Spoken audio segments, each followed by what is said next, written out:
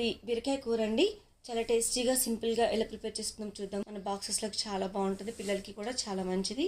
ముందుగా ఒక ప్యాన్ పెట్టేసుకొని ప్యాన్లో ఒక 3 teaspoons ఆయిల్ వేస్తున్నానండి.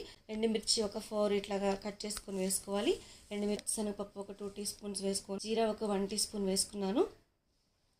ఆవాలు ఒక 1/2 teaspoon వేసుకున్నాను. ఇలా కట్ చేసుకొని చిన్న చిన్నగా వేసుకోవాలి. ఇవి కూడా కొంచెంగా వేయించుకోవాలండి. వెల్లుల్లి పేస్ట్ని వేసుకున్నాను.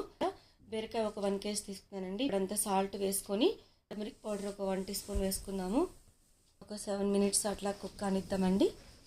ఇట్లా ఆవిరితోనే ఉడికిపోతుంది. 1 teaspoon రెడ్ చిల్లీ పౌడర్ వేసుకుంటున్నాను. ఈ చిల్లీ పౌడర్ వేసుకొని జస్ట్ మనం కూర రెడీ అయిపోద్దండి. చాలా ఈజీగా టేస్టీగా మనం ప్రిపేర్ చేసేసుకోవచ్చు. చాలా త్వరగా మగ్గిపోతుంది. కొత్తిమీరతో గార్నిష్ చేసుకుందాం. కొంచెం మనం కాచిన మిల్క్ని కాస్తంత ఇట్లా యాడ్ చేసుకుంటే బీరకాయలో చాలా టేస్ట్ ఉంటుంది అన్నమాట.